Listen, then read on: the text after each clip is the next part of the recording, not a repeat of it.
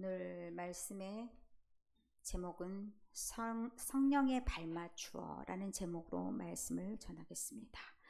오늘 갈라디아서의 배경은 갈라디아에 있는 교회들에게 주는 말씀입니다. 갈라디아가 교회 하나가 아니라 1차 전도 여행 중에 만났던 교회들이라고 개척한 교회들이라고 보시면 되겠습니다.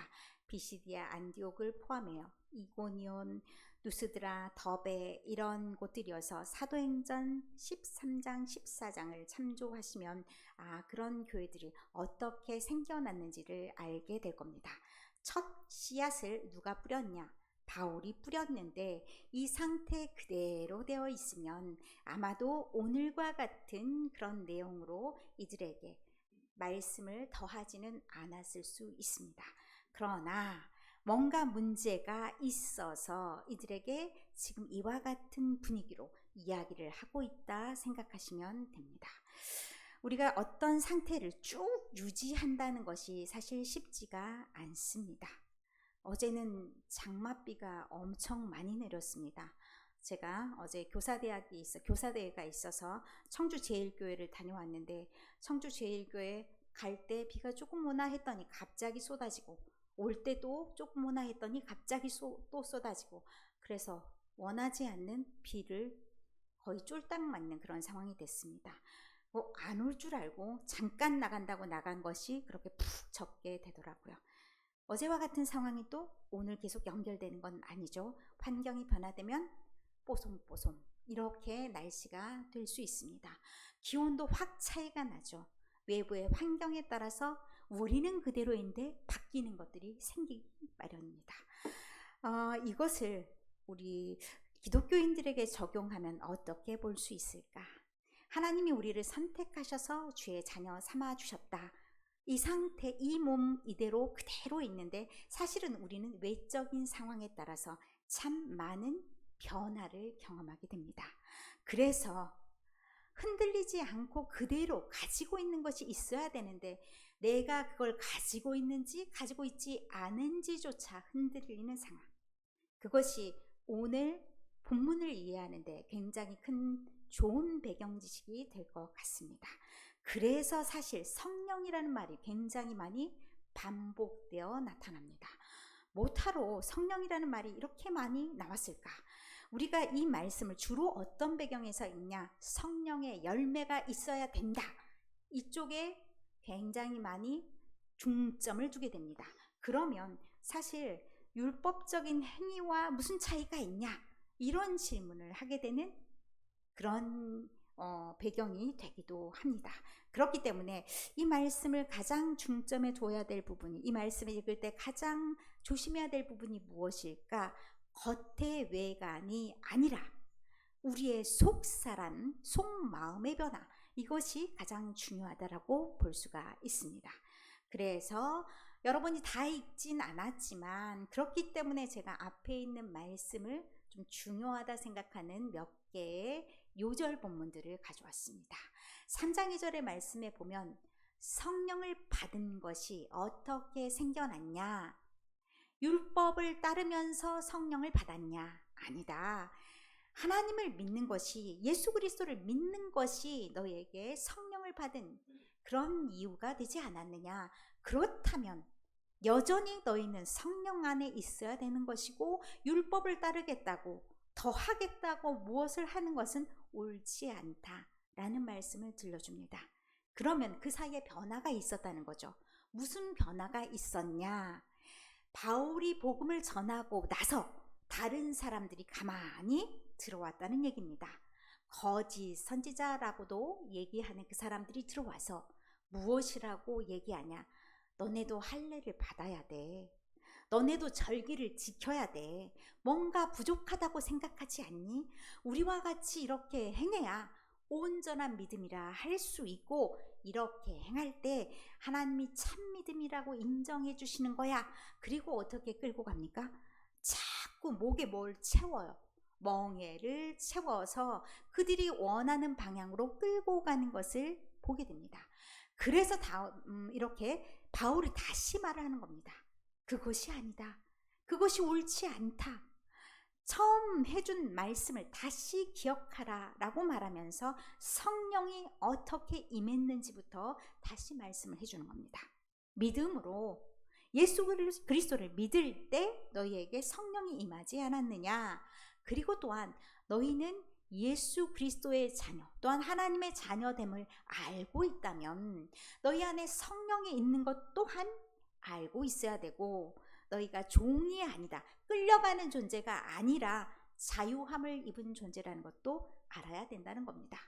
그러니까 억지로 밖에서 율법이 이것이 이렇게 돼 있으니 이대로 따라야 된다, 강박관념 있는 것처럼 그렇게 행하지 말라는 얘기입니다.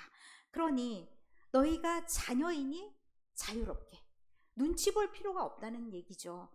우리가 자녀하고 만약에 우리가 입양을 했다고 생각합시다. 그러면 입양된 자녀와 진짜 자녀의 차이가 뭐냐면, 버림받을까 늘 걱정하는 사람은 누구예요? 입양받은 자들이에요. 내가 버려질까봐, 난 친자식이 아니라서 언젠가는 버림을 받을 수 있다, 이런 마음을 갖고 있는 것을 사실은 여기선 종으로 표현을 했습니다. 마치 언젠가는 버림받은 것처럼 꼭 이것을 지키지 않으면 안 되는 것처럼 1번, 2번, 3번 이렇게 해서 그럴 필요가 없다는 겁니다. 그것이 중요한 것이 아니라는 말씀을 이미 서두에 해놓고 오늘의 말씀을 시작합니다. 형제들아, 너희가 자유를 위하여 부르심을 입었으나, 그러니까 우리는 이미 자유롭게 살도록 부르심을 입었다는 겁니다.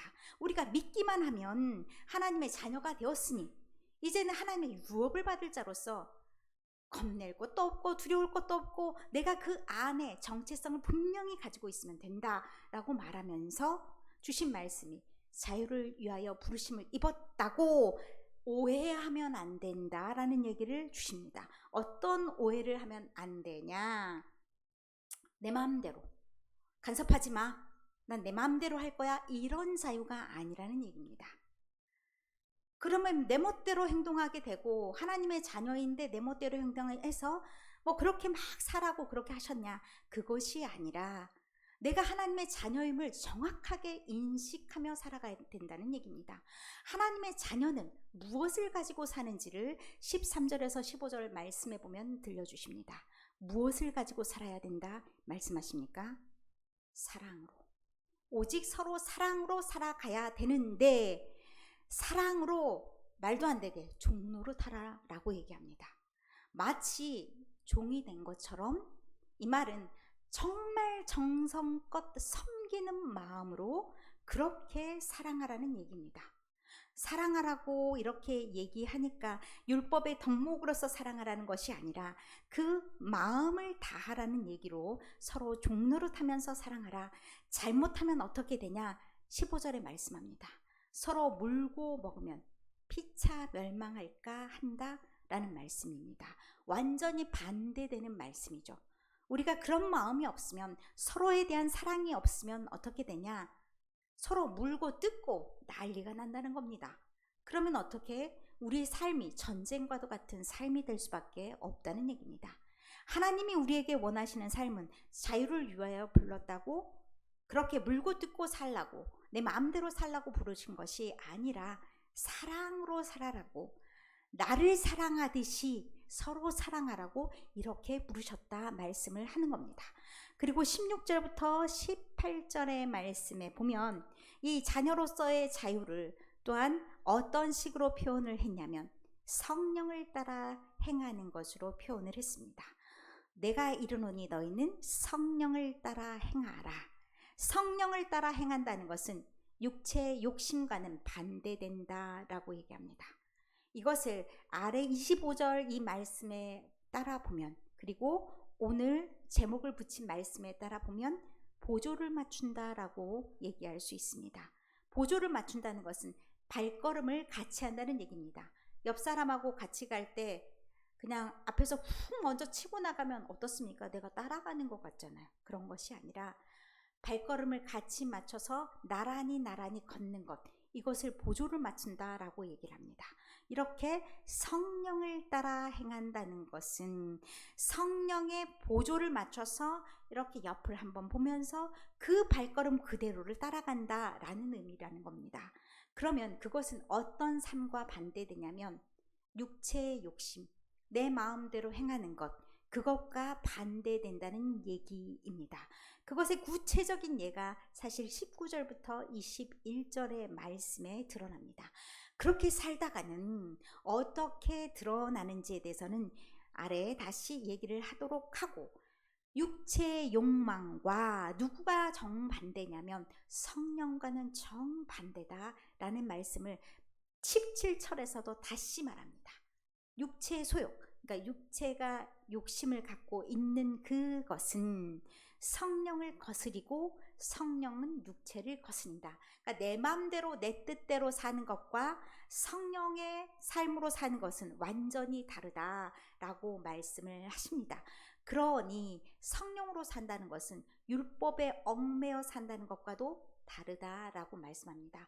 강박적으로 사는 것이 아니라 자연스럽게 따라간다는 것. 어찌 보면 참 쉬운 말씀은 아니지만 자연스럽게 따라간다는 얘기입니다. 그러면서 이것이 그 안에 있는 것이 무엇인지를 우리가 겉으로 드러내게 마련인데 두 가지 대조적인 것들로 지금 얘기를 하고 있습니다. 19절부터 21절에는 육체의 일들이 드러납니다. 육체의 일은 분명하니 음행과 더러운 것과 호색과 쭉 해서 투기와 술 취함과 방탕함과 이 모든 것들을 얘기하면서 이게 육체의 일로서 분명히 겉으로 드러난다. 그러니까 육체를 따라서 행하는 사람들은 무엇이 드러나냐? 저런 행위들이 겉으로 드러날 수밖에 없고, 성령에 의해서 성령 안에서 성령을 따라 사는 사람들은 겉의 열매가 드러나는데 자연스럽게 안에 있는 것들이 겉으로 나타나기 마련이다. 그래서 22절, 23절의 말씀이 성령의 열매에 대한 이야기입니다. 여러분이 많이 들어본 그 덕목들이 다 나옵니다. 성령의 9가지 열매라고도 하지요. 사랑과 희락과 화평과 오래 참음과 자비와 양성과 충성과 온유와 절제다. 자, 이 9가지 열매 중에서 여러분은 무엇이 가장 중요하다고 생각하십니까? 이 열매가 무엇이든지 다 중요하죠. 사랑으로부터 시작해서 무엇까지 절제까지가 참 중요합니다. 그런데 내 마음과 내 뜻대로 하지 않기 위해서 중요한 덕목이 무엇인가 생각해 보면 절제가 아닐까 생각합니다. 내 마음대로 내 뜻대로가 아니라 내 생각과 하나님의 생각이 맞는지를 한 번 더 생각해 보는 것, 그리고 하나님이 원하시는 것을 비교해서 참아보는 것, 이 모든 것들이 약간 절제로부터 시작이 된다 볼 수가 있습니다. 그리고 이 모든 것들을 한마디로 말해서 성령의 멍에를 맨다라는 표현으로도 바꿀 수 있을 것 같습니다. 25절의 말씀이 사실은 조금 번역하기 어려운 말로 되어 있는데요. 우리가 성령으로 살고 있다면, 우리가 성령 안에 있다면, 우리가 성령에 있다면, 이렇게 직접 원어 그대로를 바꾸면 그렇게 볼 수가 있는데, 우리는 성령에 맞추어 삽시다입니다. 우리가 성령으로 살고 있다면, 우리가 성령에 있다면 이란 말은 사실 우리가 누구인지를 살펴보라는 얘기입니다. 우린 이미 어떤 사람인지를 알고 있습니다. 우리는 어떤 사람입니까? 우리는 예수 그리스도를 믿는 사람입니다. 예수 그리스도를 믿는 사람은 하나님의 자녀로서 인정받는 사람이고, 하나님의 자녀는 그 안에 무엇이 있다고 말씀을 드렸습니까? 성령이 있다고 말씀을 드렸습니다. 그러면 우리는 성령에 사는 것입니다. 성령에 살고 있는 것이고 성령 안에 있는 것입니다. 그럼 우리 존재 자체가 성령에 있는데 그 다음 말이 굉장히 어렵게도 명령이 있습니다. 우리는 성령에 맞추어 삽시다 라고 원어를 살리면 그대로 볼 수가 있습니다. 우리가 성령에 맞추어 산다라는 것은 어떻게 산다라고 말하냐면 발을 맞춰서 하나, 둘, 셋, 넷 이렇게 걸어가는 거죠. 구령을 누구한테 맞추는 거예요? 성령님께 맞추는 겁니다. 성령님께 리듬을 맞추는 거고 성령님께서 하시는 대로 나는 힘을 빼고 같이 가는 것을 말합니다. 이것이 무엇에 가장 가깝냐? 마태복음 11장 29절의 말씀과 연결해서 볼 수가 있습니다. 내 멍에를 메고 누구에게 배우라 라고 말씀하냐면 예수님에게 배우라 라는 말씀이 있습니다. 우리의 멍에가 아닙니다. 누구의 멍에입니까? 내 짐은 예수 앞에 내려놓고 나는 예수님과 함께 지고 가는 겁니다. 그러면 나의 힘을 빼면 되는 겁니다. 예수님을 믿는다는 것은 내 힘으로 뻣뻣하게 내가 어떻게든 해보려고 내가 율법적으로 살아야지 난 이렇게 해봐야지 이렇게 하는 것이 아니라 이미 나는 예수님을 믿는 사람이야. 그러면 나는 성령의 지배를 받고 있어. 성령님이 나를 이끌고 계셔. 성령 안에 있어. 이 마음을 다시 확인하는 겁니다. 그러면 힘을 빼게 되는 거고 나는 이끌려 가는 것입니다. 나는 이끌려 간다는 것은 옆에서 걸으면 나는 어떻게 해요? 따라 걸으면 됩니다. 거기에 발을 맞추면 되는 겁니다. 그래서 오늘 말씀의 가장 중요한 말씀이 뭘까? 25절의 말씀입니다. 나를 다시 확인. 나를 다시 내가 어떤 사람인지를 확인하면서 왜 확인해야 돼요? 환경의 변화에 따라서 우리는 비가 오는 날 달라요. 해가 쨍쨍 쬐는 날이 달라져요. 환경에 따라서 변화하면 안 되기 때문에 스스로를 뭐 해요? 다시 확인을 해요. 나는 어떤 사람이야? 나는 하나님의 자녀야. 나는 어떤 사람이야? 나는 예수님을 믿는 사람이야. 나는 어떤 사람이야? 나는 성령 안에 있는 사람이야. 이것을 다시 확인하면서 다음 순간 나는 어떻게 하면 되냐? 나의 힘을 빼는 거예요. 나의 힘을 빼는 것 자체를 오늘 쭉 다른 언어로 말을 하면 율법으로 말할 수도 있고 육체의 일이라고도 할 수 있고 욕망이라고도 할 수가 있고 여러 가지 육체의 일을 나열했던 그 모든 것이라고 말할 수가 있는 겁니다. 그러면 나는 내 힘을 뺀 결과가 어떻게 드러나냐? 성령의 열매로 드러난다는 얘기입니다. 그럼 무엇이 먼저가 돼야 된다는 얘기입니까? 우리가 먼저 성령 안에 있는지 성령에 따라가는 건지가 중요한 거지. 내가 어떻게든 사랑해야지, 어떻게든 온유해야지, 이것이 먼저가 아니라는 겁니다. 이것은 내가 힘을 잔뜩 주고 있는 거기 때문에 힘을 잔뜩 주면 어떻게 되냐면 잘못하면 부러집니다. 내 힘이 아니라 부드럽게 나가야 되는 거죠. 우리가 어떤 운동을 하더라도 무엇을 해야 돼요? 먼저 부드럽게 몸을 풀어줘야 돼요. 그래야 다치지 않습니다. 이 말씀이 오늘 우리에게도 똑같은 의미로 적용이 됐으면 좋겠습니다. 내가 성령 안에 있는 것 자체가, 그것을 느끼는 것 자체가, 그것을 자각하는 것 자체가 어찌 보면 우리는 가벼운 몸풀기로 몸을 준비하는 것일 수 있습니다. 그러면 그 다음은 어떻게 됩니까? 자동적으로 우리의 행위가 그대로 예수님을 따라간다는 얘기입니다. 그렇게 되면 우리가 어떻게 되는지를 말씀하는데 갈라디아서 2장 20절에 결론처럼 주신 말씀이 있습니다. 내 안에 그리스도께서 사시는 것이라 말씀하십니다. 내가 나를 주장하는 삶이 아니라 내 안에 그리스도께서 사시는 것, 그리스도의 영이 나를 지배하는 것, 성령이 사시는 것. 그렇게 되면 우리가 무엇을 하려고 애쓰고 노력하지 않더라도 내가 충만해진다는 겁니다. 열매가 충만하기 위해선 그런 기본이, 내 안에 있는 기본이 중요하다는 얘기죠. 씨앗이 중요하다는 얘기죠. 성령의 씨앗이 내게 있다면 반드시 아름다운 열매로 드러난다는 얘기입니다. 우리의 뿌리를 한번 생각해 보시고, 나는 예수님의 자녀이고 하나님의 자녀이고 성령 안에 있는 사람이기 때문에 늘 그것을 둘러보면서 내가 혹시 또 말을 헛것을 잘못